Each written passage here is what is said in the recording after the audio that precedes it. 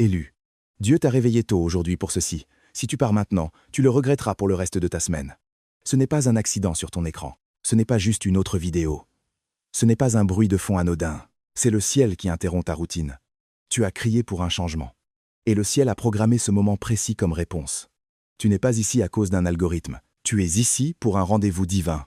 Tu viens de débloquer le niveau 777 dans l'esprit, et tu ne t'en rends même pas encore tout à fait compte. Il ne s'agit pas seulement de tes émotions, de ton humeur, ou de ta semaine. Il s'agit de ta lignée, de ton héritage, de ta destinée. Alors que tu te demandais si Dieu t'avait oublié, le ciel établissait un nouveau niveau dans ta vie. 777 est le nombre de l'achèvement, de l'accomplissement divin. Du tout est accompli. Tu te tiens au seuil d'un changement auquel tes parents, tes grands-parents et tes arrière-grands-parents ont aspiré mais dans lequel ils ne sont jamais entrés. C'est pourquoi cette parole est sérieuse. C'est pourquoi cette parole est urgente. Si tu cliques et pars maintenant, tu ne fais pas que balayer un écran, tu retournes au même cycle que tu as supplié Dieu de briser.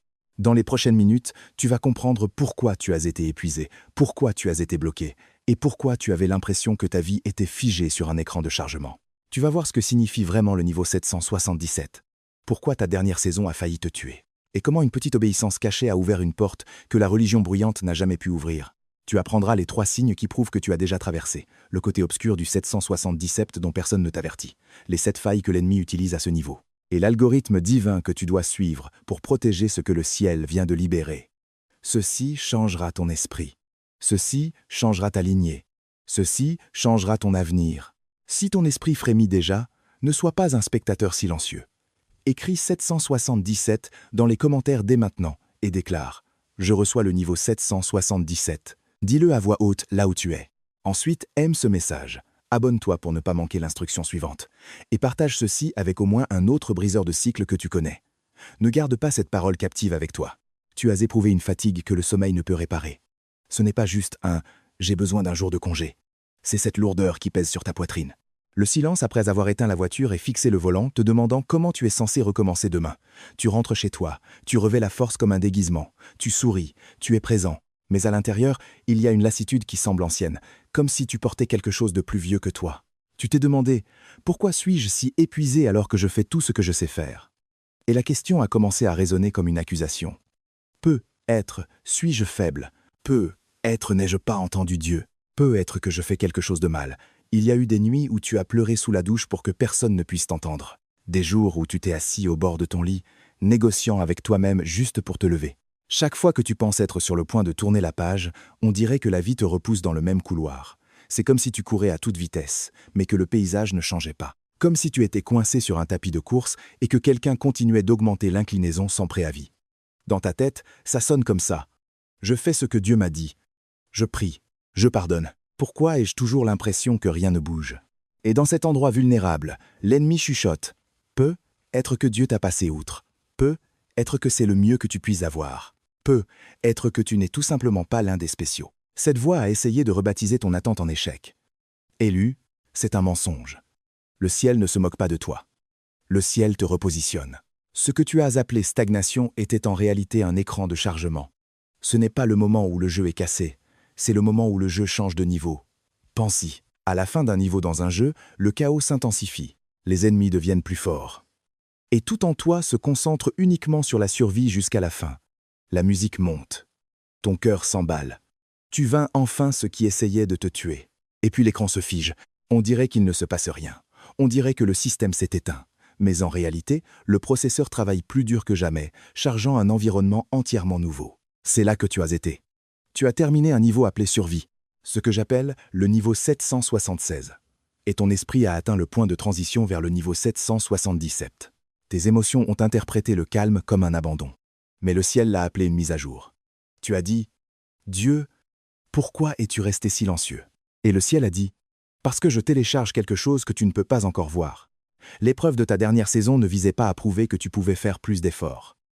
Il s'agissait de prouver que tu continuerais à faire confiance quand tes efforts ne semblaient pas fonctionner. Tu n'as pas échoué. Tu ne t'es pas arrêté.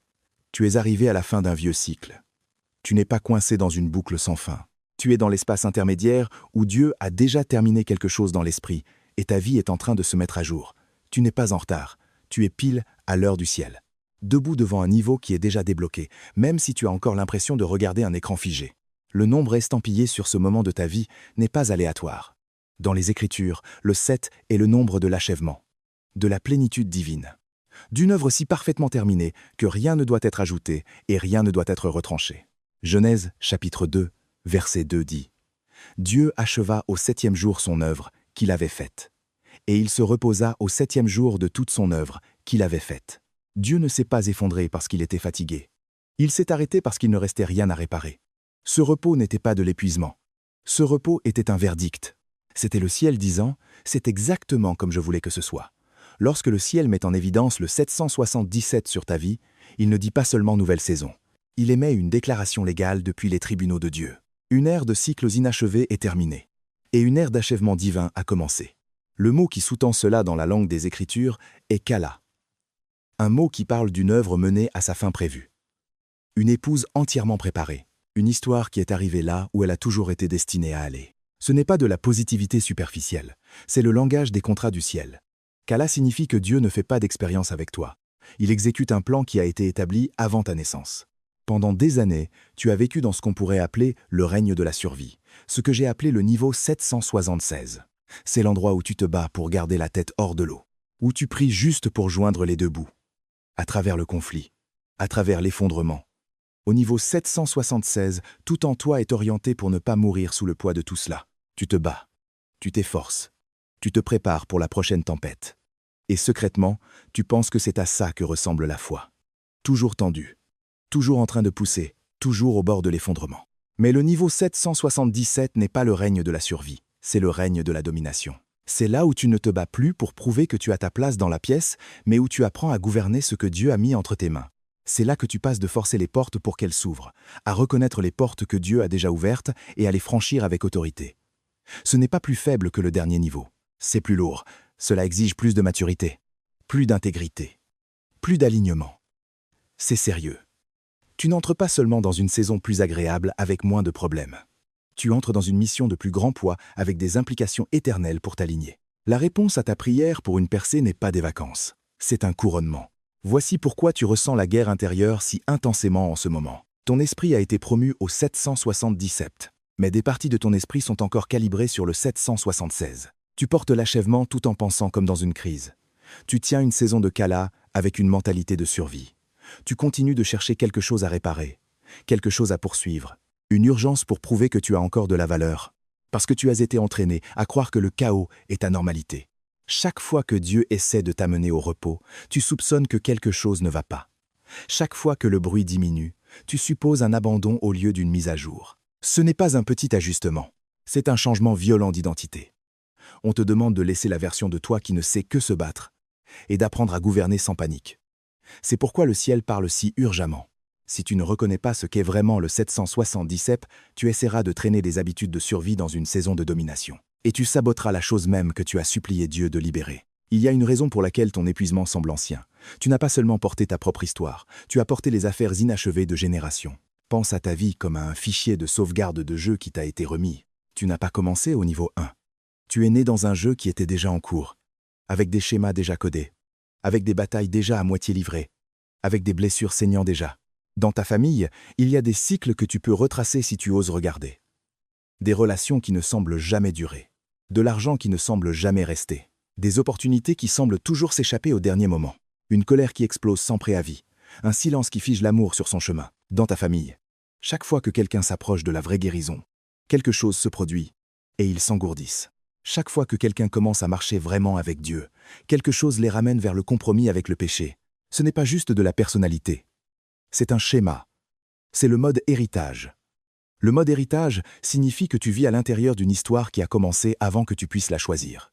On t'a transmis des croyances sur l'argent, sur l'amour, sur Dieu, sur toi-même. On t'a transmis des peurs qui n'ont pas commencé avec tes propres déceptions.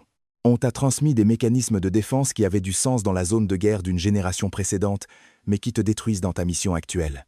C'est ce que j'appelle le retard ancestral. Un décalage entre ce que le ciel a déclaré et ce que ta lignée a pu vivre. C'est comme une mémoire musculaire spirituelle, un paramètre par défaut qui continue de te traîner vers le même couloir émotionnel, la même dynamique relationnelle, le même plafond financier, même quand ton esprit sait qu'il y a plus. Tes ancêtres, beaucoup d'entre eux, ont survécu à des choses impensables.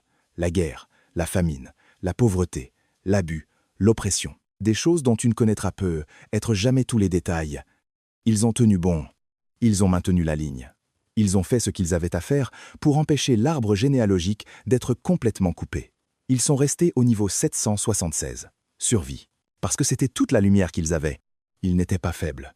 Ils manquaient de ressources. Ce n'étaient pas des individus maudits. C'étaient des gens qui n'avaient pas la révélation sous laquelle tu te tiens maintenant. Ils t'ont passé le jeu avec des failles, oui, mais ils te l'ont passé. Cela signifie qu'ils croyaient, même sans mots, que quelqu'un plus loin sur la ligne aurait les outils pour faire plus que survivre. Quelqu'un ne maintiendrait pas seulement la famille en vie, mais briserait les schémas qui ont maintenu la famille spirituellement endormie. Ce quelqu'un n'est pas une théorie. Ce quelqu'un, c'est toi, élu. C'est pourquoi la guerre dans ta vie a été si intense. C'est pourquoi tes batailles mentales ont semblé disproportionnées par rapport à tes circonstances visibles. C'est pourquoi tes bas ont été si bas. Tu ne te bats pas seulement pour une meilleure humeur, tu te bats pour une carte plus propre pour ceux qui viennent après toi. Tu te tiens dans une brèche qui est ouverte depuis des décennies, depuis des siècles. Ésaïe, chapitre 58, verset 12 dit « On t'appellera réparateur des brèches, celui qui restaure les chemins, qui rend le pays habitable. » Ce n'est pas de la poésie vide. C'est une description de poste. Tu es le réparateur de la brèche dans ta lignée.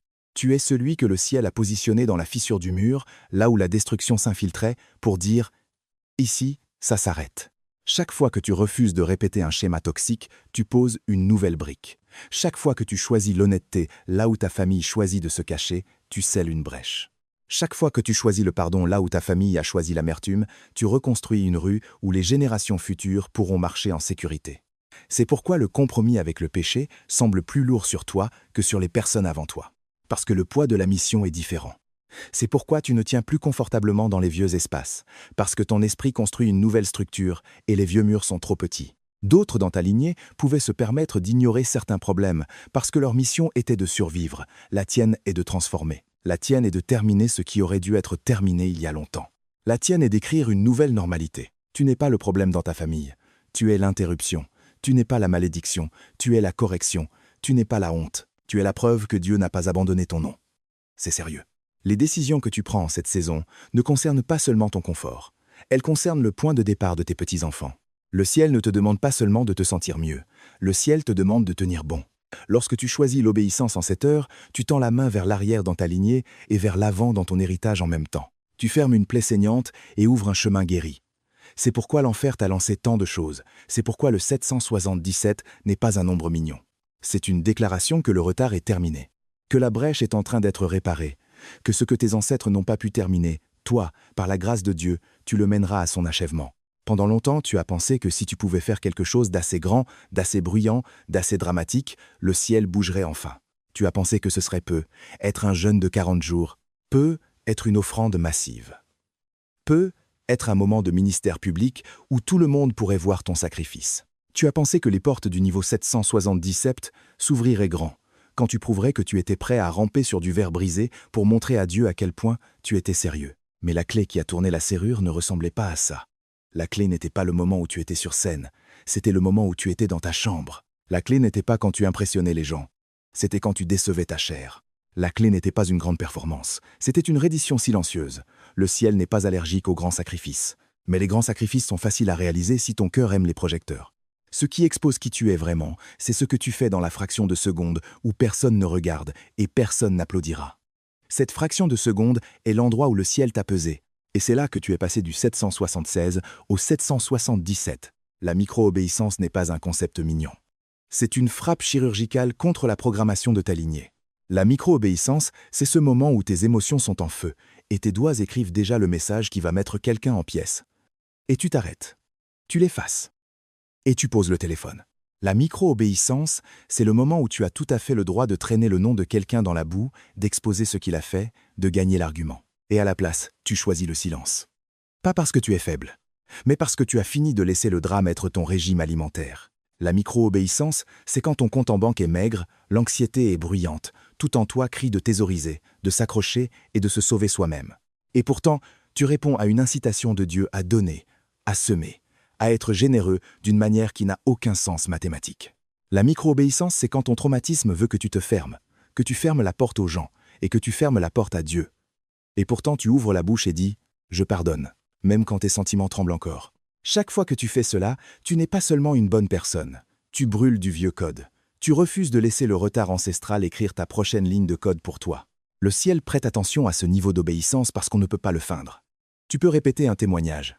Tu ne peux pas répéter ton réflexe. Tu peux jouer la spiritualité quand tu as le temps de te préparer. Tu ne peux pas jouer quand la trahison frappe ta boîte de réception à 1 heure du matin et que ton premier instinct se lève. Dans ces moments-là, le système réel sous ton langage se révèle. Et c'est dans un de ces moments cachés, un que tu n'as probablement même pas pensé être significatif, que quelque chose s'est brisé dans l'esprit. Tu pensais que tu étais juste la personne la plus mature. Tu pensais que tu étais trop fatigué pour discuter. Tu pensais que tu lâchais juste un peu de lest. Mais dans les tribunaux du ciel, cette petite décision a été entrée comme preuve d'un changement de nature. C'était le ciel, voyant que lorsque l'ennemi appuyait sur les mêmes vieux boutons, tu ne lui donnais pas la même vieille réaction. C'était le ciel, voyant que tu n'étais plus accro au fait d'avoir raison, d'être vu, d'avoir le contrôle. C'était le ciel, voyant que ton cœur était plus intéressé par la volonté de Dieu que par le confort de ton ego. Imagine une salle d'audience que tu ne peux pas voir. L'ennemi est là debout disant « Cette famille se brise toujours ici. Cette lignée choisit toujours l'amertume ici. C'est ici qu'ils abandonnent. C'est ici qu'ils trichent. C'est ici qu'ils se vendent. Il apporte l'histoire comme sa preuve. Il sort des moments de tes parents, de tes grands-parents, de ton propre passé, comme des fichiers sur un écran. Et puis le ciel sort ce moment unique, petit et caché, où tu as fait l'opposé de ce que le schéma attendait. Tu t'es mordu la langue. Tu as pardonné. Tu as donné. Tu es resté. Tu n'as pas couru vers cette relation, vers cette addiction, vers cette version de toi. Tu n'as pas mordu à l'hameçon. À ce moment-là, le marteau est tombé. Pas parce que tu as crié la prière la plus forte, mais parce que tu as fait le choix le plus vrai. Ce n'est pas la durée de ta prière qui a changé les choses. C'est la direction de ton obéissance. C'est ça la puissance. C'est ça le courage. C'est ça le caractère. C'est pourquoi la guerre autour de tes réactions a été si intense dernièrement. Ce n'est pas un hasard si tes déclencheurs ont été activés. Que de vieilles tentations ont refait surface, que les occasions de mal répondre se sont multipliées. Chaque fois que tu choisis la micro-obéissance au lieu du vieux réflexe, tu renforces une nouvelle normalité dans l'esprit. Chaque fois que tu choisis la retenue plutôt que la vengeance, la paix plutôt que la mesquinerie, la générosité plutôt que la pénurie, l'alignement plutôt que l'image, tu frappes le marteau contre un mur générationnel. Tu peux te sentir petit dans ces moments-là. Mais l'enfer, non. L'enfer entend les fissures. L'enfer sent la structure trembler. Et le ciel enregistre chaque oui silencieux. Le niveau dans lequel tu entres n'a pas été acheté par un geste dramatique. Il a été acheté par 1000 petites morts, à ton vieux moi. Tu n'es pas tombé sur le 777 par accident. Tu y as été promu par un modèle de loyauté caché envers Dieu quand tu aurais pu facilement te choisir toi-même. L'un des premiers indices que quelque chose a changé en toi est la façon dont tes réactions ont commencé à avoir des ratés. Des situations qui avaient l'habitude de t'envoyer dans une spirale. Des conversations qui avaient l'habitude de t'enflammer de colère. Des moments qui avaient l'habitude de t'obséder pendant des jours. Soudain, ils frappent différemment. Tu vois le même genre de manque de respect. Le même genre de malentendu. Le même genre de chaos entrer dans la pièce. Et au lieu d'exploser, tu ressens un calme étrange. Cela te rend presque confus. Tu continues d'attendre l'éruption habituelle, la suranalyse habituelle, le besoin habituel de te défendre. Et ça n'arrive jamais tout à fait. On a l'impression qu'il y a une vitre entre toi et le drame. Comme si tu regardais un film au lieu d'être traîné dans la scène. Ce n'est pas de l'insensibilité. C'est la preuve d'une promotion spirituelle. Le ciel a mis à jour ton système nerveux avant tes circonstances. Là où tu avais l'habitude de réagir, maintenant tu réponds. Là où tu avais l'habitude de te battre pour le dernier mot, maintenant tu choisis la voix haute. Là où tu avais l'habitude d'avoir besoin d'être compris, maintenant tu te contentes d'être obéissant. Chaque fois que tu te surprends à penser « le vieux moi aurait perdu la tête juste ici », tu vois la preuve que le vieux moi n'est plus aux commandes. Cette faille dans ta réaction est un signe. Le niveau 777 a déjà commencé. Un autre signe est ce que j'appelle l'exode des parasites. Des gens qui occupaient autrefois d'énormes portions de ton espace mental et émotionnel ont commencé à s'effacer à l'arrière-plan. Ceux qui ne t'appelaient que lorsqu'ils avaient besoin de quelque chose. Ceux qui se nourrissaient de ton attention. Ceux qui apportaient des crises constantes, mais ne changeaient jamais. Ils sont devenus étrangement silencieux. Leurs messages ont diminué. Leurs exigences se sont adoucies. Ils pourraient même s'être éloignés. Offensés parce que tu as arrêté de te saigner pour les garder confortables. Ça fait mal. On dirait une perte. On dirait un rejet. Mais dans l'esprit, c'est une purification. Lorsque Dieu t'élève, il ajuste aussi ton écosystème. Chaque fois que tu arrêtes de courir après ceux qui ne font que prendre, tu es en accord avec l'édition que le ciel fait de tes relations. Chaque fois que tu ressens la douleur de celui qui est parti, et que tu choisis quand même de ne pas courir pour le faire revenir, tu protèges l'espace aérien de ton nouveau niveau. Ce n'est pas de la mesquinerie, c'est de la protection. Ce n'est pas toi qui te crois trop bien. C'est Dieu qui refuse de laisser certains esprits voyager dans le véhicule de ta destinée. Et puis il y a tes rêves. La nuit a cessé d'être seulement un lieu de tourment pour commencer à devenir une salle de classe. Là où tu avais autrefois des cauchemars récurrents, des scènes étouffantes, de vieux traumatismes se répétant en boucle, tu commences à te réveiller avec des fragments d'instruction, des éclairs d'avertissement, des aperçus de plans. Les idées viennent en images. Les gens apparaissent comme des symboles. Tu sens Dieu te pousser à travers des images dont tu ne peux pas tout à fait te défaire. Tu ne les comprends peu, être pas encore complètement, mais tu sais qu'elles ne sont pas aléatoires. Ce changement dans ta vie onirique ne concerne pas seulement le sommeil. Il s'agit d'un signal. Le ciel utilise les heures où tes défenses conscientes sont baissées pour télécharger ce à quoi ton esprit occupé pourrait résister pendant la journée. Quand tu te retrouves à écrire tes rêves, à prier à leur sujet et à demander l'interprétation, c'est parce que ton canal a été nettoyé d'une partie des parasites qui avaient l'habitude de le dominer. Une réaction changée, un cercle de parasites qui rétrécit et un paysage onirique transformé. Ce ne sont pas des coïncidences. Ensemble, ils forment un motif. Et ce motif est la façon dont le ciel chuchote. Tu marches déjà à l'intérieur du niveau que je viens de débloquer pour toi. Personne ne te dit que la promotion a un côté obscur. Tu as prié pour une percée. Tu as demandé à Dieu d'élargir ton territoire. Tu as supplié que des portes s'ouvrent. Et maintenant que les choses changent enfin, ton corps a l'impression d'être attaqué. Des opportunités dont tu rêvais autrefois te donnent soudain la nausée. Des pièces où tu as pleuré pour être invité te donnent maintenant envie de te cacher dans la salle de bain. Tu reçois de bonnes nouvelles, et en quelques minutes, tu tombes dans une spirale. Et si ça ne durait pas? Et si je gâchais tout? Et s'il découvrait que je ne suis pas aussi bon qu'il le pense? Les mêmes bénédictions pour lesquelles tu as jeûné déclenchent des vagues d'anxiété. Et une accusation silencieuse commence à s'élever. Tu vois, tu n'es pas fait pour ça. Tu fais semblant. Tu es entré par erreur. Ce n'est pas la voie de la vérité, c'est le choc de ton système essayant de traiter un nouveau poids.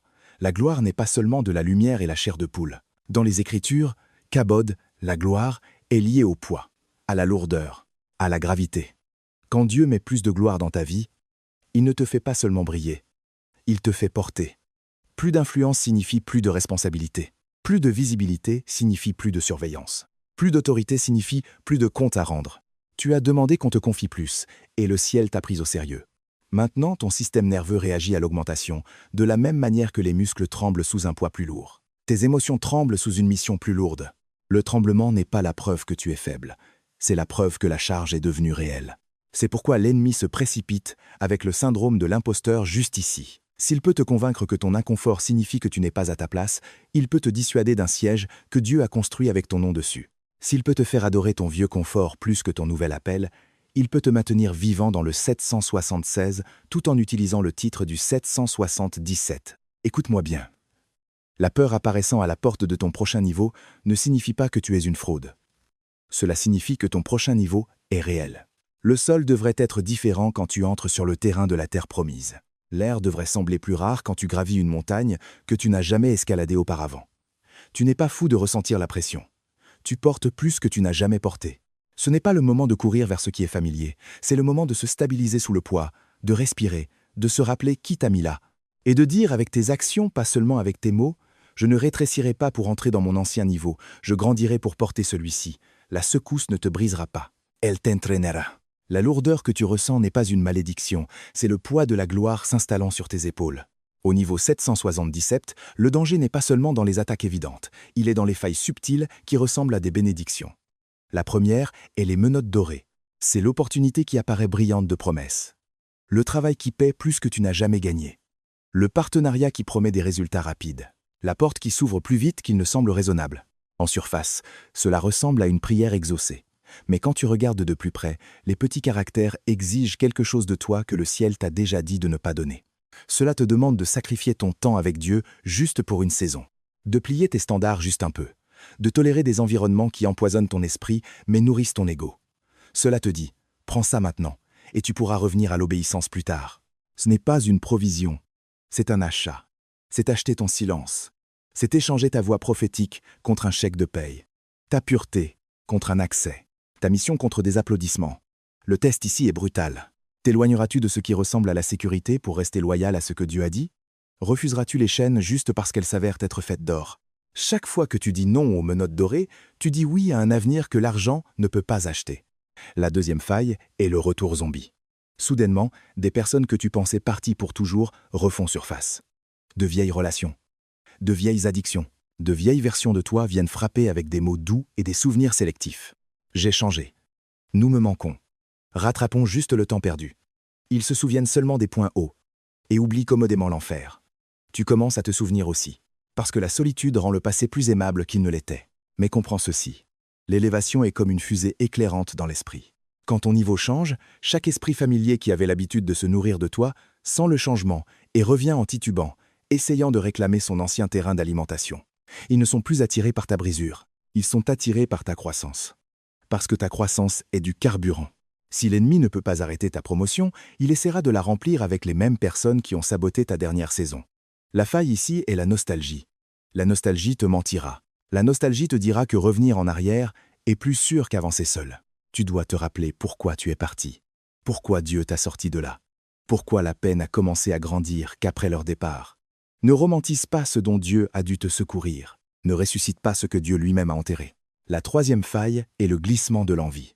Au niveau 777, ton écran devient un champ de bataille. Tu ouvres ton téléphone, et on dirait que tous les autres viennent d'obtenir ce que tu réclamais, le conjoint, le bébé, la maison, la plateforme, la guérison, la percée. Tu les félicites avec ta bouche, mais quelque chose dans ta poitrine se tord. Sans t'en rendre compte, tu commences à lire ta vie à travers leur chronologie au lieu des promesses de Dieu. Chaque glissement devient une comparaison. Chaque comparaison devient une blessure. L'envie chuchote, Dieu l'a fait pour eux parce qu'ils sont plus gentils, plus talentueux, plus favorisés. C'est un mensonge conçu pour pourrir ta gratitude de l'intérieur. L'ennemi te veut tellement obsédé par la récolte de quelqu'un d'autre que tu piétines ta propre semence. Dans cette faille, ton arme est l'action de grâce radicale. Chaque fois que tu sens cette piqûre, tu peux la nourrir ou la retourner. Ne dis pas juste bien pour eux. Dis « Merci Dieu, parce que tu es dans le quartier.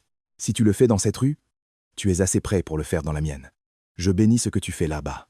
Et je fais confiance à ce que tu fais ici. L'envie rétrécit ton monde. La gratitude l'étire. L'une t'enfermera dans le 776.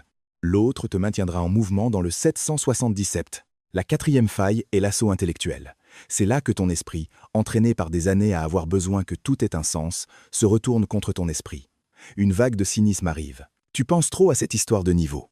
Ce n'était pas Dieu. C'était une coïncidence. Tu fais des liens là où il n'y en a pas. Calme-toi et sois normal. L'ennemi n'a pas besoin de te dépouiller de la foi s'il peut l'étouffer sous l'analyse. Il veut que tu expliques chaque confirmation jusqu'à ce que ton propre témoignage t'ennuie. Il veut que tu rabaisses les miracles à un bon timing et les incitations prophétiques à juste mes pensées. Le but ici est de te déconnecter de la réalité spirituelle en adorant la logique humaine comme la vérité la plus haute. La raison est un don. Mais quand elle essaie de s'asseoir sur le trône, elle devient une idole. La façon de résister à cette faille n'est pas de jeter ton cerveau à la poubelle. C'est de te rappeler ce que ton cerveau ne peut pas nier. Rappelle-toi les portes qui se sont ouvertes sans explication. Les accidents qui ont failli arriver mais ne sont pas arrivés.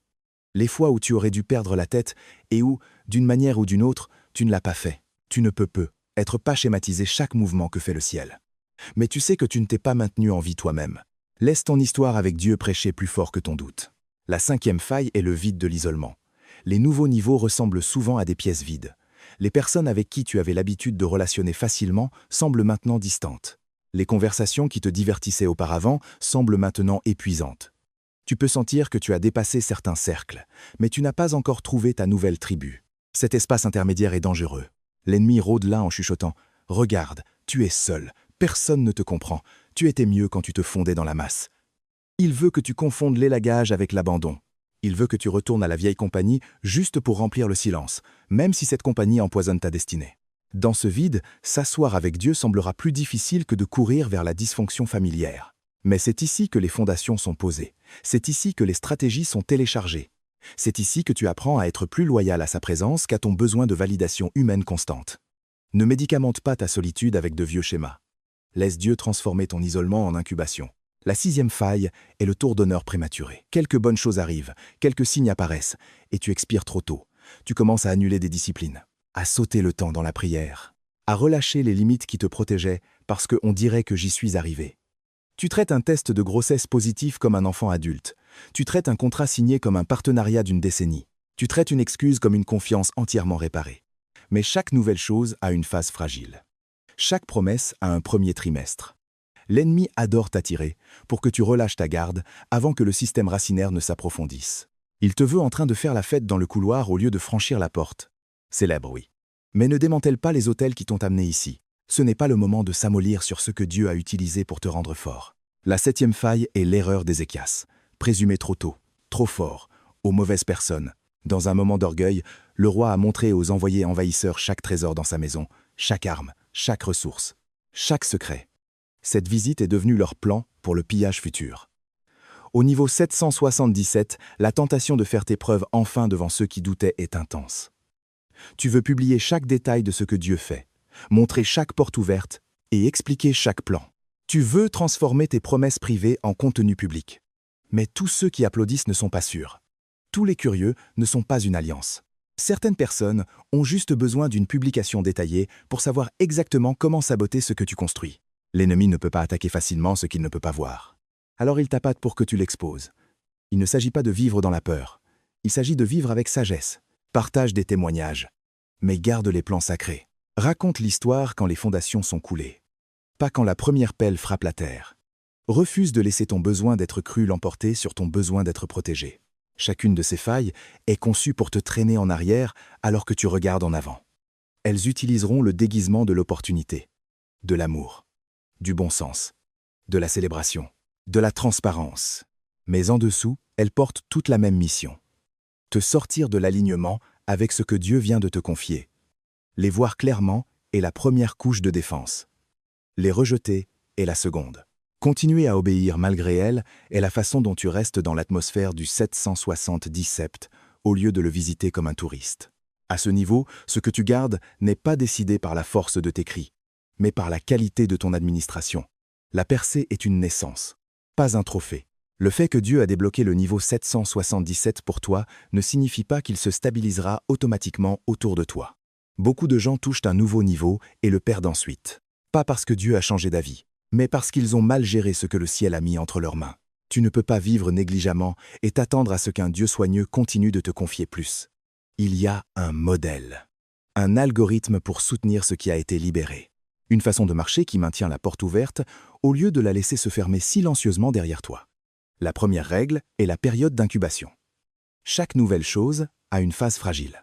Les bébés sont gardés dans des espaces chauds et protégés parce que leur système s'ajuste encore à l'environnement. Ta promesse est la même. Tu ne traînes pas un nouveau-né dans la tempête pour prouver que tu es un parent.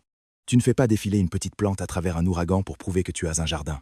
De la même manière, quand Dieu commence une œuvre, une idée, une relation, une opportunité, une guérison, tu la protèges.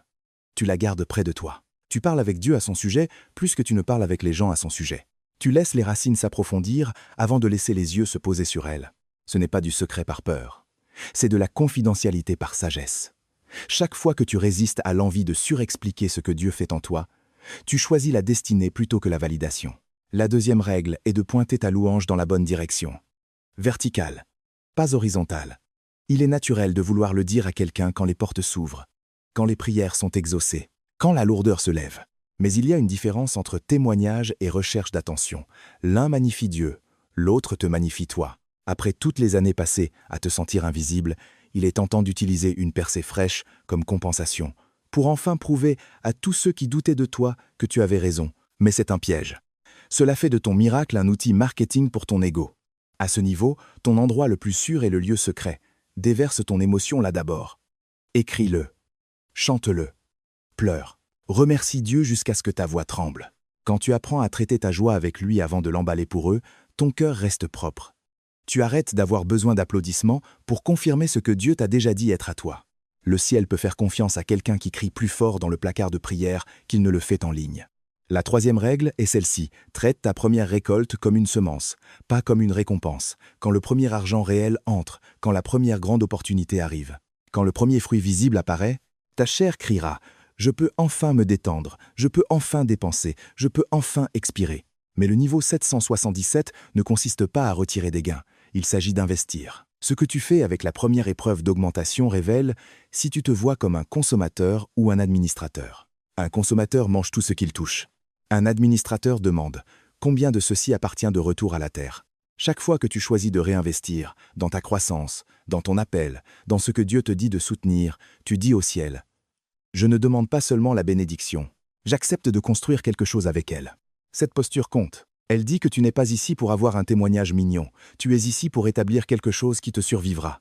C'est sérieux, si tu incubes au lieu d'exposer, si tu loues vers le haut au lieu de vers l'extérieur, et si tu sèmes au lieu de dévorer. Tu ne visiteras pas seulement le 777 pour un moment d'émotion. Tu l'habiteras comme un mode de vie. Si tu es encore ici, c'est parce que quelque chose dans ton esprit reconnaît que ce n'est pas juste un message, c'est une convocation. Tu ne regardes plus ceci par curiosité. Tu es ici parce que le ciel demande une réponse. Tu as entendu pourquoi tu as été épuisé. Ce que signifie le 777. Comment ta lignée a été à la traîne. Comment la micro-obéissance a ouvert une porte. Quels sont les signes de ton nouveau niveau. Où se cachent les ombres. Comment fonctionnent les failles. Et comment administrer ce que Dieu vient de mettre entre tes mains. Ce n'est pas une théorie. Ce n'est pas du contenu.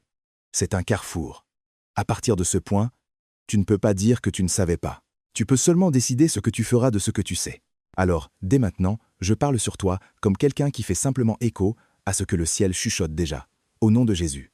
Chaque retard ancestral qui a maintenu ta famille à répéter les mêmes cycles est confronté et brisé. Les schémas qui ont arrêté tes parents ne t'arrêteront pas.